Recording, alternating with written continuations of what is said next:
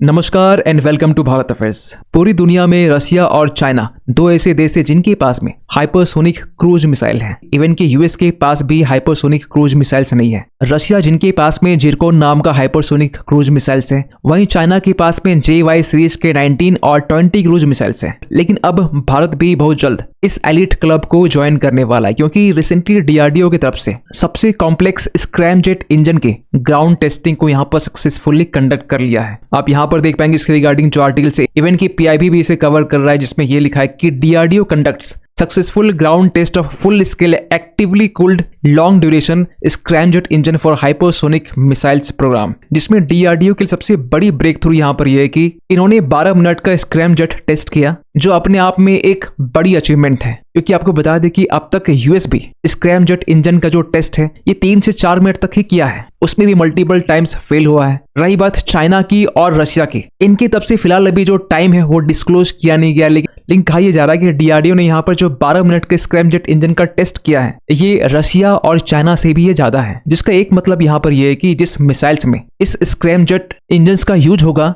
वो hypersonic speed के साथ साथ 2000 से लेकर 2500 तक का ये रेंज रखने वाला है। सो इस वीडियो में हम लोग डिटेल से बात करने वाले हैं कि DRDO ने यहाँ पर कैसे 12 मिनट्स का एक फुल स्केल स्क्रैमजेट इंजन का टेस्ट किया है, जिसमें एक्टिव कूल्ड सिस्टम का यूज किया गया है। और कहीं न कहीं इस मूव के साथ में हम लोग हाइपरसोनिक मिसाइल्स के काफी करीब पहुंच चुके हैं। जिसमें आज से कुछ मंथ पहले ये कहा जा रहा था कि भारत अपने ब्रह्मोस 2 मिसाइल्स के लिए, जिसकी स्पीड मैक 8 है, ये 2027 से लेकर 28 तक में पहला टेस्ट करने वाला है। लेकिन DRDO की इस अचीवमेंट के बाद में हो सकता है कि ये जो शेड्यूल है इसे यहाँ पर और भी पहले किया जा सकता है। तो डिस्कस करते हैं इस टॉपिक को डिटेल से। पहले ये समझते हैं कि ballistic missiles, hypersonic glide vehicles और हाइपरसोनिक क्रूज मिसाइल्स बेसिकली इसमें डिफरेंस क्या है। तो जब भी हम लोग बैलिस्टिक मिसाइल्स की बात करते हैं जिसकी ट्रेजेक्ट्री जो है वो पैराबोलिक पाथ में होती है, और अगर बैलिस्टिक मिसाइल्स हाइपरसोनिक हो जिसमें मिसाइल्स की जो स्पीड है मैक 5 या मैक 5 से ज्यादा होती है, अगर ब्रीफली समझा जाए तो जो सबसोनिक मिसाइल्स होते हैं जिसकी स्पीड साउंड की स्पीड से कम होती है, वहीं ट्रांससोनिक की बात करें तो जिसकी स्पीड साउंड की स्पीड के बराबर होती है,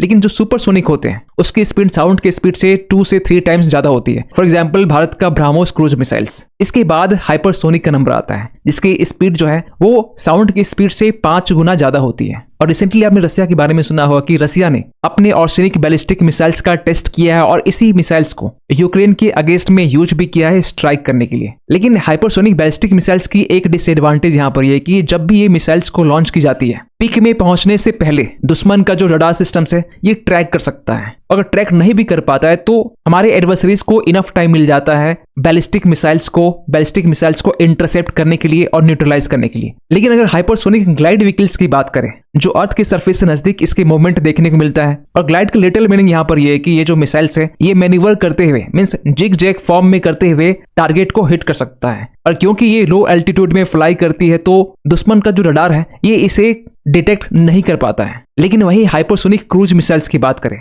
जो अर्थ की सरफेस से और भी नजदीक होता है, इसके चांसेस काफी कम होते हैं कि दुश्मन का रडार सिस्टम इसे डिटेक्ट कर पाए। फिर अगर आप इस बात को लेकर कंफ्यूज है कि भारत की तरफ से लास्ट ईयर ही हमने long range anti ship missiles का टेस्ट किया था जो कि अपने आप में एक हाइपरसोनिक मिसाइल्स है, तो ये फिर कौन सी हाइपरसोनिक मिसाइल्स है? तो ये जो मिसाइल्स है एक्चुअली ये हाइपरसोनिक ग्लाइड व्हीकल्स है, जिसको लेकर रिसेंटली ये भी कहा गया कि 2029 तक में ये जो hypersonic long range anti ship missiles है इसे कोस्टल स्ट्राइक कैपेबिलिटी में ट्रांसफॉर्म किया जाएगा। और अगर हाइपरसोनिक ग्लाइड व्हीकल्स के बारे में बात करें तो पूरे वर्ल्ड वाइड में भारत के अलावा भी काफी ऐसे देश हैं जिनके पास में HGV है। फॉर एग्जाम्पल की रशिया का एवनगार्ड जो 2019 से ऑपरेशंस में है। इसके बाद चाइना का DF-17। वहीं यूएस की बात करें तो यूएस का जो कॉमन हाइपरसोनिक ग्लाइड बॉडी है या फिर डार्क ईगल। और रही बात भारत की, तो भारत का जो long range anti ship missiles हैं जिसके बारे में हमने पिछले स्लाइड में बात किया। इसके बाद भारत का ही धवनी हाइपरसोनिक ग्लाइड व्हीकल्स भी है, जिसके बारे में ये कहा जा रहा है कि इसी साल 2026 में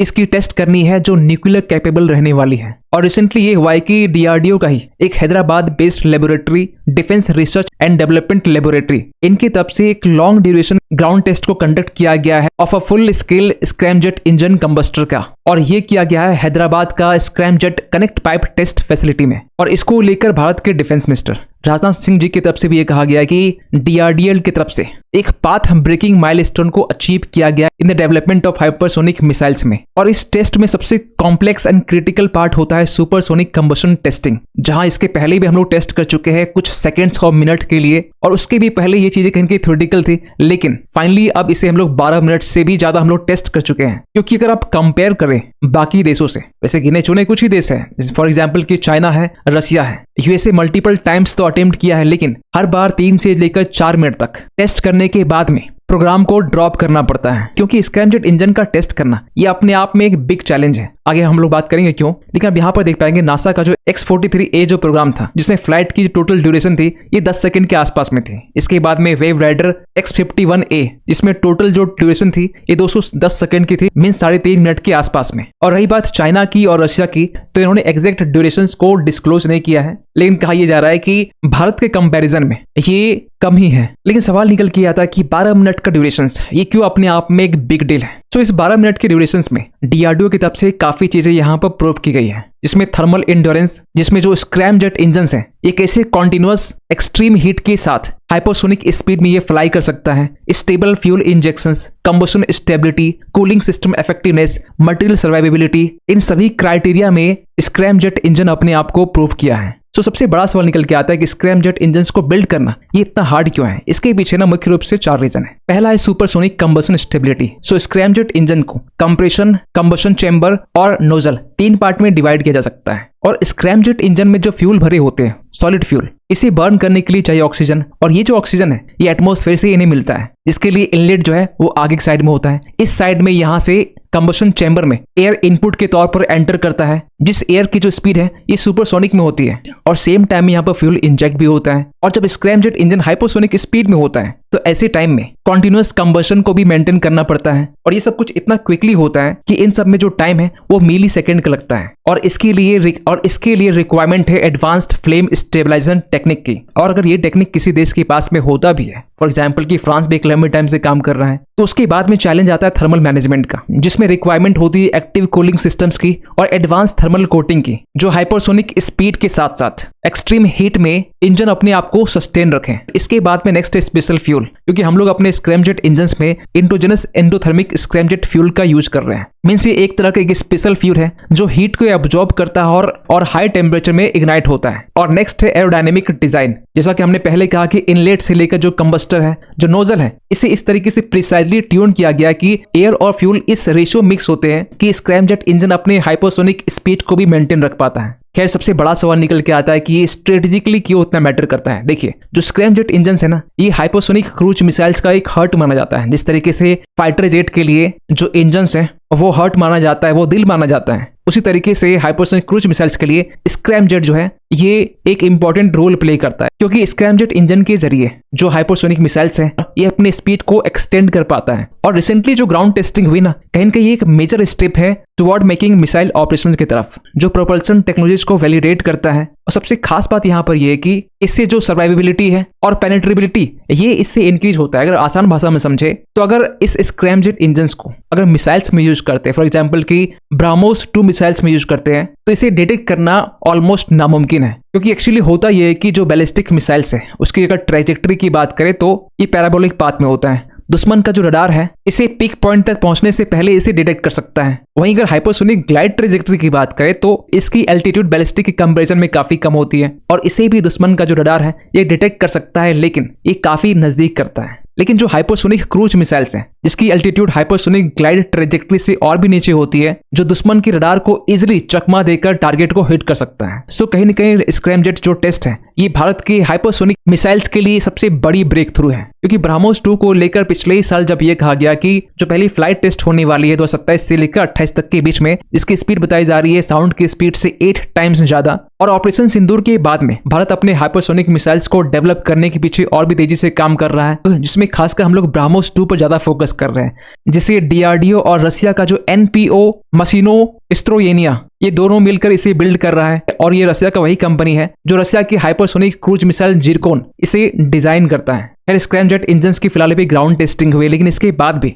जो इंटीग्रेटेड इंजन एयरफ्रेम है इसकी टेस्टिंग होनी बाकी है। कंट्रोल फ्लाइट जो टेस्टिंग है ये होनी बाकी है। इसके बाद में प्रोटोटाइप फ्लाइट ट्रायल्स ये होना है। तो तो कहीं न कहीं जो पहली फ्लाइट है ये 2027 तक में हमें देखने को मिल सकता है। और इस तरीके से भारत हाइपरसोनिक क्रूज मिसाइल्स के मामले में तीसरा देश बन जाएगा, खासकर चाइना और रशिया के बाद में। क्योंकि चाइना और रशिया की बात करें तो रशिया के पास में जिरकॉन है जो फिलहाल अभी ऑपरेशनल में है। वहीं चाइना के पास में YJ सीरीज का 19 है और YJ20 है। और YJ19 को लेकर पिछले साल सितंबर के महीने में ये अपडेट निकल के आया है कि चाइना ने अपना फर्स्ट हाइपरसोनिक क्रूज मिसाइल्स को टेस्ट कर लिया है, जिसके बारे में ये कहा जा रहा है कि एक शिप लॉन्च्ड और एयर ब्रेथिंग स्क्रैमजेट मिसाइल्स है, जिसकी स्पीड बताई जा रही है मैक 10 की, जिसे शिप से और सबमरीन से भी लॉन्च किया जा सकता है। इवन कि चाइना का जो CJ1000 है ये एक लैंड अटैक और एंटी शिप HCM है। यहाँ तक कि आज से लगभग 10 दिन पहले ये भी अपडेट निकल के आया कि चाइना ने अपने YJ20 सीरीज जो हाइपरसोनिक मिसाइल्स है इसे भी टेस्ट करने वाला है। और कहीं न कहीं एक US को मैसेज देने की कोशिश कर रहा है कि चाइना अपने हाइपरसोनिक क्रूज मिसाइल्स को लेकर और भी एडवांसमेंट कर रहा है। तो ऐसे कंडीशन में DRDO की तरफ से स्क्रैमजेट इंजन को टेस्ट करना वही 12 मिनट से ज्यादा, जो ये इंडिकेट करता है कि हाइपरसोनिक मिसाइल्स एरा में भारत चाइना से पीछे बिल्कुल भी नहीं है। खैर, आप क्या सोचते हैं पूरे अपडेट को लेकर? कमेंट कीजिएगा। मिलते किसी अगले वीडियो में, तब तक के लिए थैंक यू सो मच।